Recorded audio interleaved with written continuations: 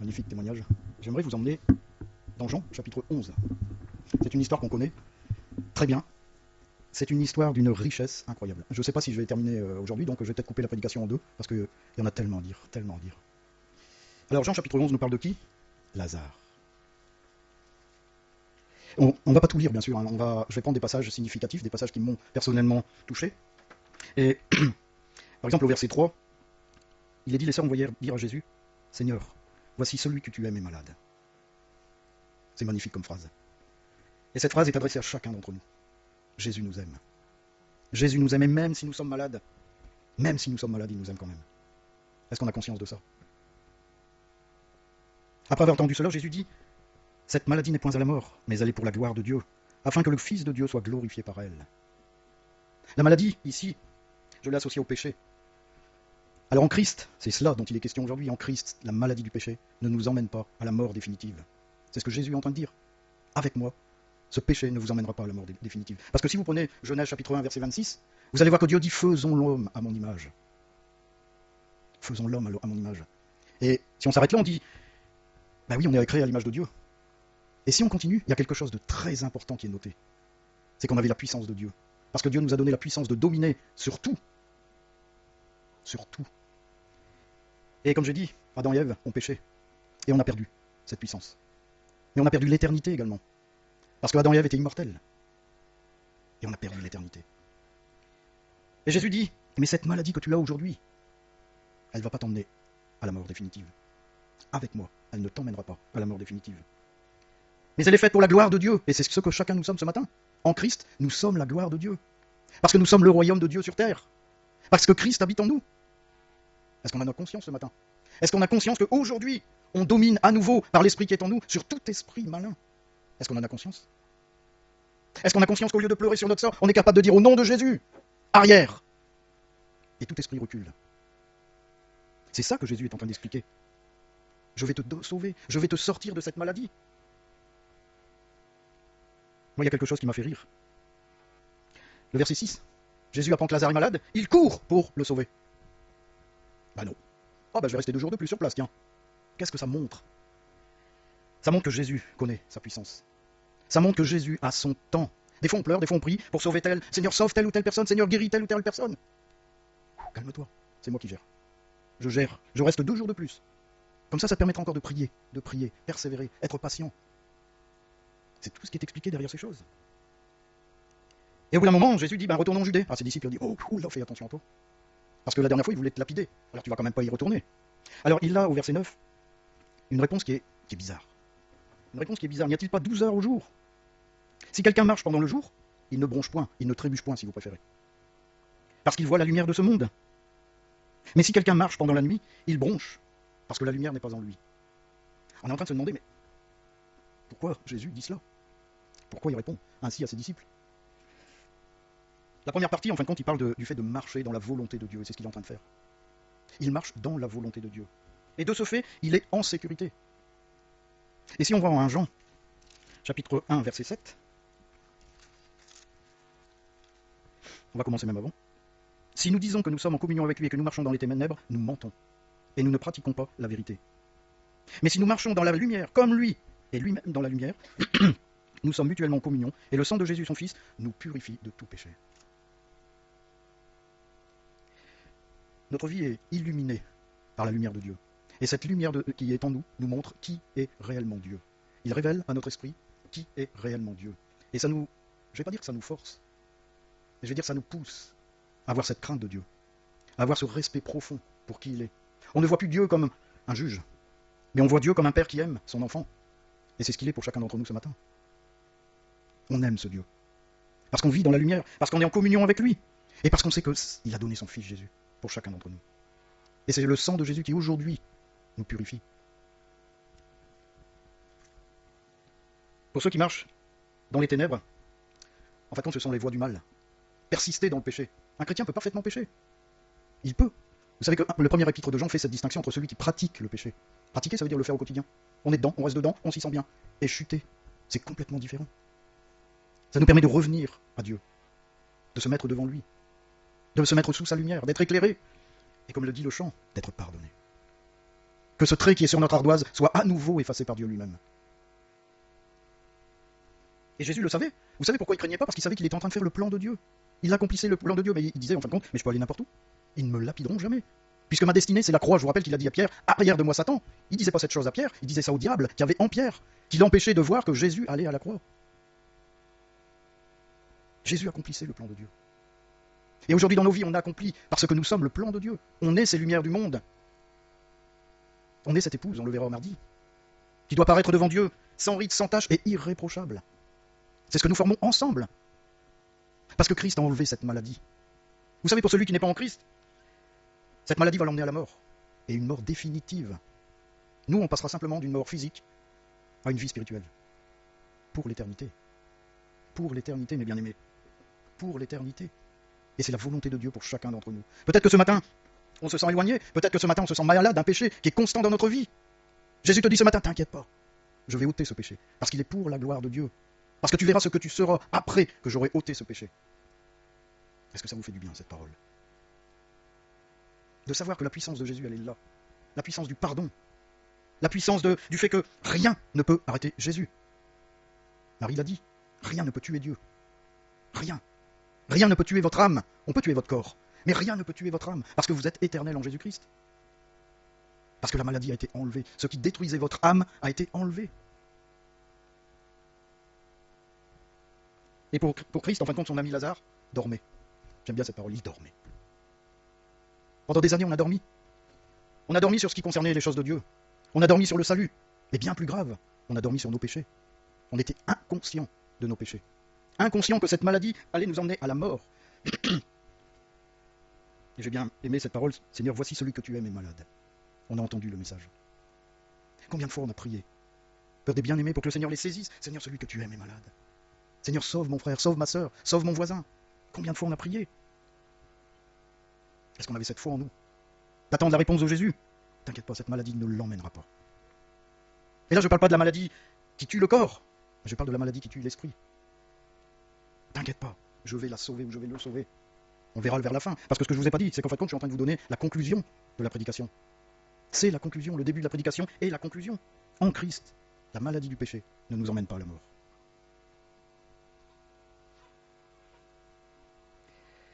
Alors Jésus, à un moment donné, parce qu'il voyait que ses disciples étaient un petit peu...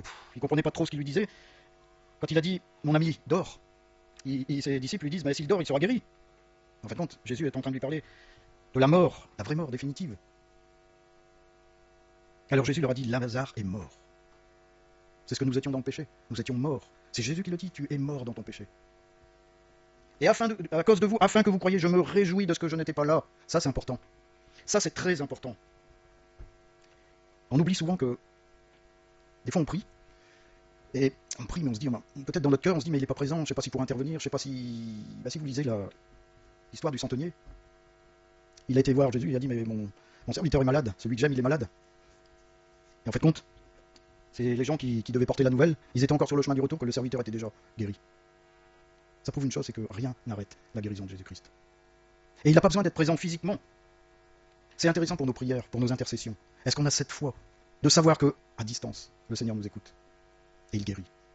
Vous savez, quand les gens sont venus devant Jésus, ils lui ont dit, mais celui que tu aimes est malade. Ils espéraient que Jésus bondisse et court tout de suite aller voir le Lazare. Mais Jésus, il est resté. Il est resté 2 jours de plus, ce qui prouve la puissance de Christ. Et ce que j'ai oublié de dire, c'est que, en Éphésiens 4,17 par exemple, tout à l'heure,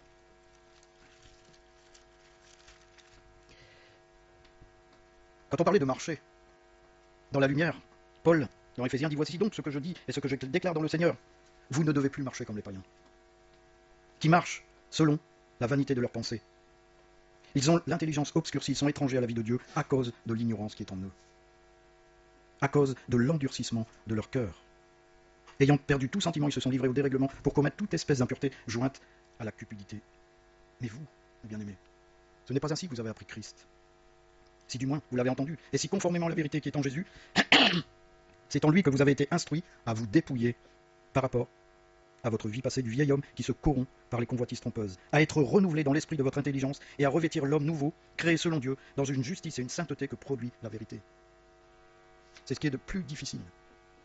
c'est apprendre à se dépouiller du vieil homme, de cette nature.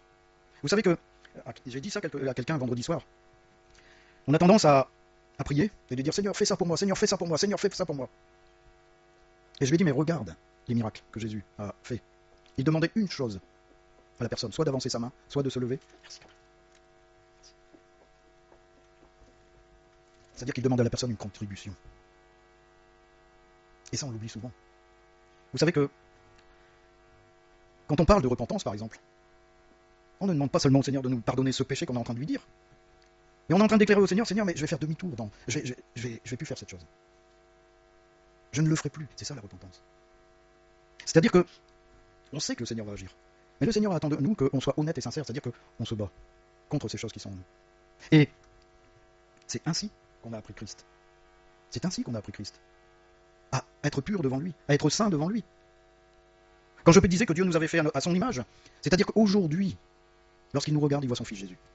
C'est ça notre défi ce matin. Et on ne peut plus marcher comme les gens du monde, parce qu'on est à l'opposé des gens du monde. Vous êtes ce matin l'opposé du monde. Vous allez être haïs par le monde, parce que vous êtes différents. C'est bizarre, ils sont différents. Ils sont drôles ces gens-là. Ils pensent pas comme nous, ils vivent pas comme nous. Mais leur vie, ça va s'arrêter, et la vôtre va continuer.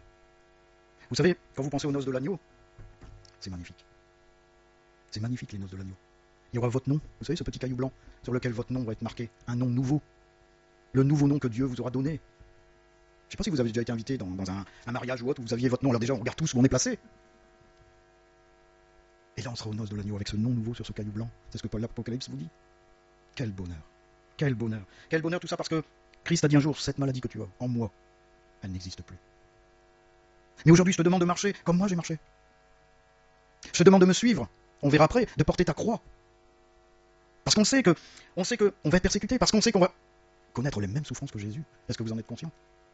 Je veux dire, c'est la finalité de ce monde. Parce que le monde aujourd'hui vomit Dieu. Mais le monde va nous vomir, comme il a vomi Jésus. Mais qu'est-ce que ça peut faire? Qu'est-ce que ça peut faire que notre corps soit détruit pour connaître une éternité en lui? C'est ça le but de l'amour de Dieu pour chacun d'entre nous. C'est pas qu'on connaisse les souffrances, que Dieu va être content parce qu'on est persécuté, c'est absolument pas ça. C'est le fait que on suit ce qu'on a appris de Christ. Donc Jésus, à un moment donné, il décide de repartir. Et il y a notre fameux Thomas de Didyme, vous savez, celui qui ne croit pas, sans avoir mis les doigts dans les... Bien sûr, ça c'est plus tard, dans les trous qui sont dans les membres de Jésus. Moi, tant que je vois pas, je crois pas. Hein. Ben, il dit une parole qui est...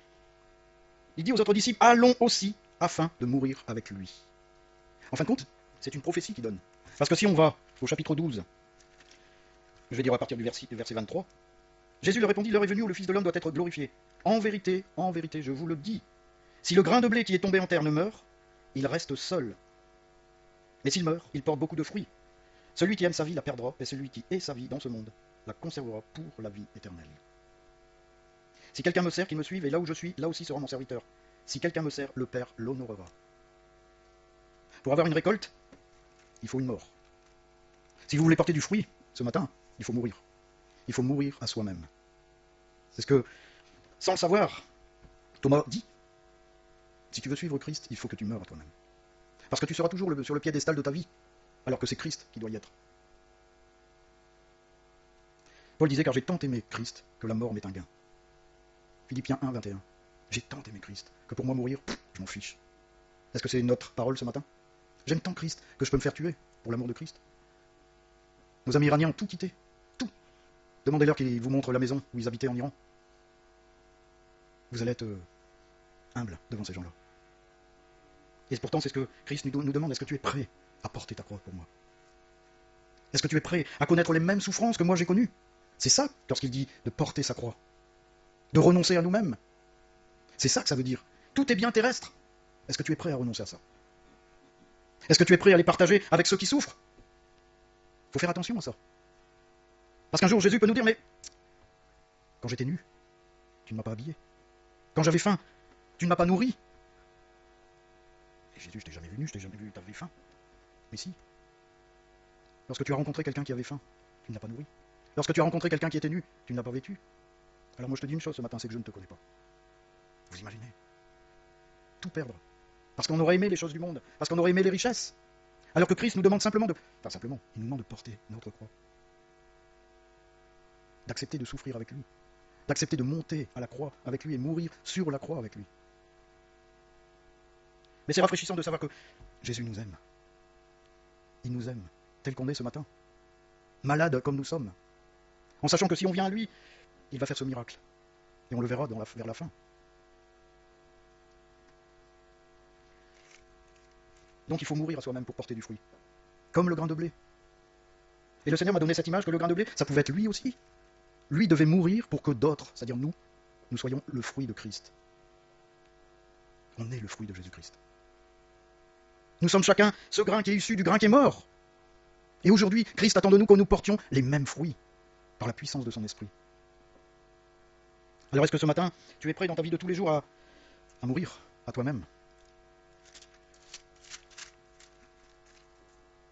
En vérité, lorsqu'on lit le début de Jean, on lit que au commencement était la parole était avec Dieu, et la parole était Dieu, elle était vue au commencement avec Dieu. Toutes choses ont été faites par elle, et rien de ce qui a été fait n'a été fait sans elle.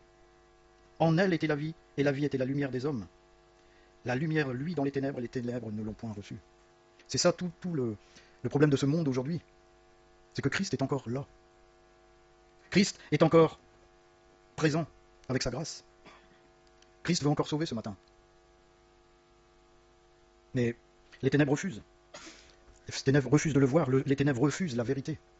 Parce que la vérité révèle les choses qui sont en nous. Lorsqu'on reçoit Christ en nous, on ne peut plus être celui qu'on était avant. C'est impossible. C'est impossible. Si tu prends un cachet pour le mal de tête, dans le quart d'heure qui suit, tu n'auras plus mal à la tête. Le seul problème, c'est qu'au bout de 2 heures, ça va reprendre. Tu vas avoir à nouveau mal à la tête. Christ te dit ce matin, prends-moi. Tu es malade, prends-moi.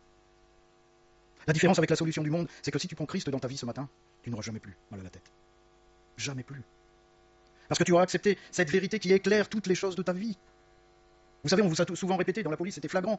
On nous a montré un jour, on avait fait une expérience, ils avaient mis une tache de sang, ils avaient nettoyé.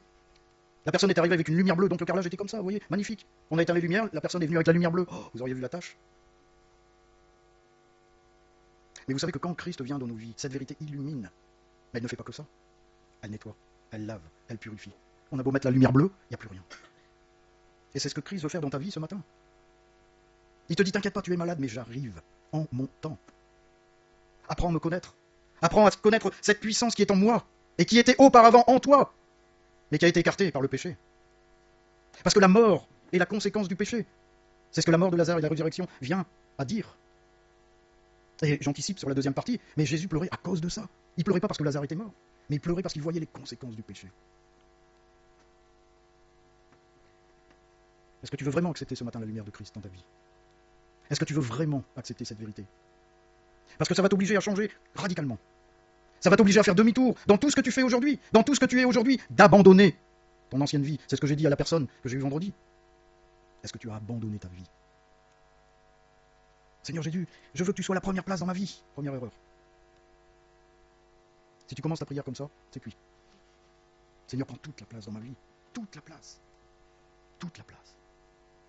Tes pensées, tu les laisses de côté. Tes projets, tu les laisses de côté. Pourquoi? Parce que c'est Dieu qui mettra sa pensée, ses projets dans ta vie. Et comme je te l'ai dit tout à l'heure, lorsque tu prieras au nom de Jésus-Christ, toute autorité avec un petit A va s'enfuir. Parce que la parole te dit, approche-toi de Dieu, et le diable fuira loin de toi. Il y a une âme puissante qui est en toi. Une âme que, si le monde avait conscience de ce que c'est, ils essaieraient de l'acheter, le Saint-Esprit. C'est une âme qu'aucun homme, même l'intelligence humaine, le plus grand des savants ne peut produire, le Saint-Esprit. Le Saint-Esprit qui va faire que lorsque tu vas poser ta main sur le dos de quelqu'un qui est malade, tu vas dire, ne t'inquiète pas, ça va aller. 3 jours plus tard, tu vas apprendre que cette personne saute, court, vole, parce qu'elle est guérie. Est-ce que tu as soif de ces choses-là? Il ne l'a pas donné qu'à Pierre, il ne l'a pas donné qu'à ses disciples. Il l'a donné à tous ceux qui sont remplis du Saint-Esprit. Vous avez en vous cette puissance. Parce que l'Éternel a fait qu'au travers de Jésus-Christ, vous êtes guéris de la maladie du péché. Alors ensemble, prions le Seigneur que toutes ces choses puissent se révéler dans la semaine qui vient. Ma prière est que le Saint-Esprit vous saisisse et vous montre toutes ces choses que vous n'avez pas mis peut-être en route. Vous savez, tous ces dons, tous ces talents. Je t'ai donné un talent, qu'est-ce que tu en as fait? Qu'est-ce que tu en as fait? Ben, je l'ai enterré parce que je te connais. Mais non, c'est parce que je t'ai demandé. Je t'ai donné ce talent pour que tu puisses l'utiliser, le faire fructifier, sauver, amener. Vous savez, l'Apocalypse vous parle de des gagneurs d'âme. C'est ce qu'on doit être, des gagneurs d'âme. On ne doit pas pleurer sur notre petite condition d'aujourd'hui. On est des Lazars, mes bien-aimés. Nous sommes chacun des Lazars. On a été sauvés pour ça. Pour lorsque l'on parle au nom de Jésus-Christ, le monde se tait. Jusqu'à lorsque je vais me trouver devant les tribunaux, c'est Dieu qui parlera au travers de moi. J'aurai jusqu'à laisser ma bouche ouverte. Ça aussi, tentez l'expérience dans l'église de laisser votre bouche entrouverte. Vous allez être surpris de ce qui va arriver.